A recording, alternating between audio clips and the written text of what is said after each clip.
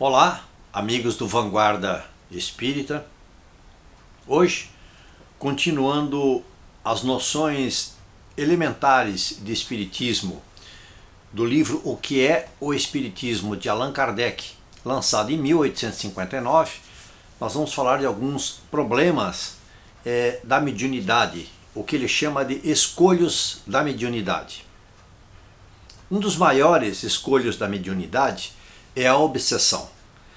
Isto é o domínio que certos espíritos podem exercer sobre os médiuns, impondo-se-lhes sob nomes apócrifos e impedindo que se comuniquem com outros espíritos.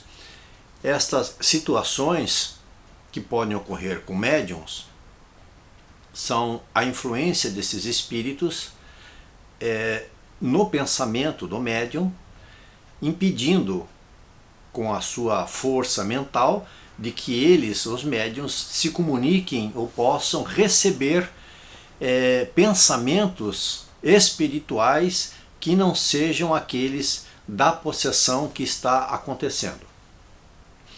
Se o estudo prévio, neste caso, é útil para o observador, mais indispensável é o médium. Assim, é pouca toda a recomendação para que o estudo preceda a prática. Allan Kardec ele reforça a necessidade do médium estudar. Muitas situações ocorrem dentro de algumas casas onde o candidato à mediunidade ou mesmo o médium não tem o estudo necessário, o preparo necessário para entender o que acontece com ele.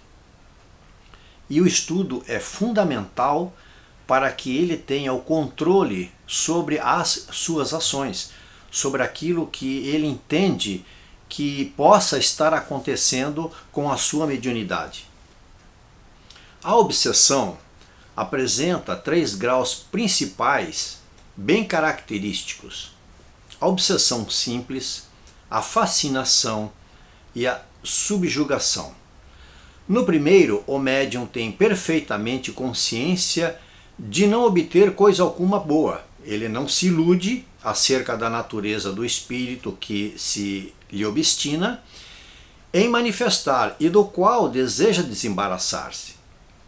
Este caso não oferece gravidade alguma, é um simples incômodo, do qual o médium se liberta, deixando momentaneamente de escrever. O médium percebe que há algo que não está correto dentro da sua mediunidade, que ele está sofrendo uma influenciação negativa de um espírito que quer dominá-lo, e ele então, percebendo o que está acontecendo, ele deixa de escrever, ele deixa de dar as comunicações. O espírito que o domina apodera-se, no caso da fascinação obsessional, a fascinação, que é o segundo caso, é muito mais grave, porque nela o médium ele é completamente iludido, não é? O espírito que o domina apodera-se da sua confiança, a ponto de impedi-lo de julgar as comunicações que recebe, fazendo-lhe achar sublimes os maiores absurdos. O caráter distintivo desse gênero de obsessão é provocar no médium uma suscetibilidade e levá-lo a não acreditar bom, justo e verdadeiro, senão o que ele escreve, a repelir e mesmo considerar mal todo conselho e toda observação crítica, preferindo romper com os amigos a convencer-se de que está sendo enganado. É uma situação grave, porque o médium passa a exercer sobre aqueles que estão tentando conversar com ele, explicar para ele que algo não está correto dentro da sua mediunidade, dentro do que ele está escrevendo, dentro do que ele está colocando. Ele vai exercer, ajudado por uma vaidade excessiva, ele vai exercer uma rigorosa falta de julgamento das suas condições mediúnicas. Então ele vai preferir romper com esses amigos do que mudar a sua maneira de pensar. Um dos caracteres distintivos dos maus espíritos é a imposição. Eles dão ordens e querem ser obedecidos. Os bons nunca se impõem, dão conselhos e, se não são atendidos, retiram-se. Resulta daí que a impressão que em nós produzem os maus espíritos é sempre penosa, fatigante e muitas vezes desagradável. Dentro da mediunidade é exatamente isso que acontece. Não só na escrita, mas na mediunidade psicofônica, onde o médium faz uso do seu aparelho vocal para dar então passagem à mediúnica ao espírito. Essa situação pode acontecer, resulta daí, como diz então Allan Kardec, que em nós produzem os maus espíritos é sempre penosa, uma situação para o médium extremamente penosa, ele fica cansado, não é? Ele fica exaurido depois dessas comunicações. E os espíritos bons que se aproximam desse médium para colocarem as suas colocações, eles o fazem com calma, com muita tranquilidade, com muita propriedade. A subjugação, o processo então de subjugação dentro da obsessão, designada antigamente com o nome de possessão, é um constrangimento físico, exercido sempre por espírito da pior espécie, e que pode ir à neutralização do livre-arbítrio do paciente. Ela se limita muitas vezes a simples impressões desagradáveis, porém outras vezes provoca movimentos desordenados, atos insensatos e gritos, palavras injuriosas ou incoerentes, de que o subjugado não compreende o ridículo que está se expondo e também não tem como ele abster-se disto. Esse estado difere essencialmente da loucura patológica, com que erradamente a confundem, pois na possessão não há uma lesão orgânica. Sendo diversa a causa, outros devem ser também os meios de curá-la. Quando existe essa possessão, não só a possessão de médiuns, mas de qualquer pessoa, não é? Isto pode acontecer com qualquer pessoa. Existem meios diferentes da cura que não sejam os remédios, não é? Porque muitas vezes pode determinar o aparecimento de uma verdadeira loucura onde não havia, onde só havia então uma causa moral. Na loucura propriamente dita, a causa do mal é interna. Importa restituir o organismo ao seu estado normal. Era uma causa ou é uma causa orgânica. Na subjugação, essa causa é externa e tem-se a necessidade de libertar o doente de um inimigo invisível, não lhe opondo remédios materiais, porém uma força moral superior à dele.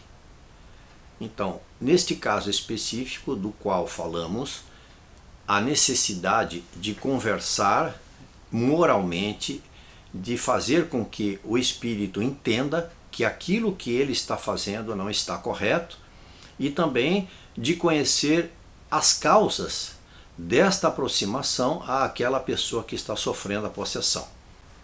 Indicando a verdadeira fonte do mal, só o Espiritismo pode dar os meios de combatê-lo, fazendo a educação moral do espírito obsessor por conselhos prudentemente dirigidos.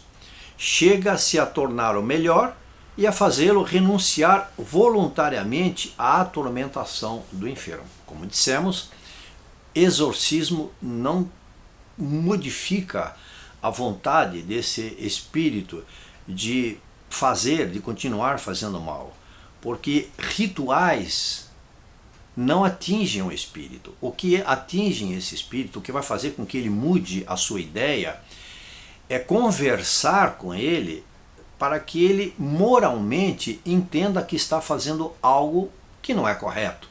Isso nós fazemos também no nosso dia a dia, quando entendemos que alguém, alguma pessoa não está procedendo corretamente, conversamos com ela ou elas conversam entre si para entenderem que aquela situação não tem um caráter correto. Com o espírito não é diferente. O que o obsedado pode fazer, neste caso, é procurar conversar ele com esse espírito, invocando seu pensamento beneficamente em relação àquele espírito e procurando passar impressões positivas para ele, para que ele procure então mudar a sua postura em relação àquela pessoa que está sofrendo essa situação. Quando a ciência tiver saído da senda materialista, reconhecerá na ação do mundo invisível que nos cerca e no meio do qual vivemos um poder que reage sobre as coisas físicas, assim como sobre as morais. Será um novo caminho aberto ao progresso e a chave de grande número de fenômenos até hoje mal compreendidos. A mediunidade, ela não é uma causa, mas um simples modo de manifestação de uma influência espiritual, que possa ser boa ou não. Como a obsessão nunca pode ser um produto de um bom espírito, torna-se um ponto essencial o saber reconhecer-se a natureza dos que se apresentam. Não é? Cabe ao médium identificar essa natureza, de saber como esse espírito está procedendo e se ele está procedendo corretamente. O médium não esclarecido pode ser enganado pelas aparências, mas o prevenido percebe o menor sinal suspeito e o espírito, vendo que nada pode fazer, retira-se. O conhecimento prévio dos meios de distinguir os bons dos maus espíritos é, pois, indispensável ao médium que não quer se expor e cair numa armadilha. Por isto, é fundamental, repetimos, como Allan Kardec coloca muito bem neste livro, que o médium estude, que ele procure aprofundar o seu conhecimento da doutrina, porque a mediunidade ela não é especificamente uma atribuição do espírita. A mediunidade ela pode acontecer em qualquer família, com qualquer pessoa, porque a mediunidade ela é uma capacidade orgânica.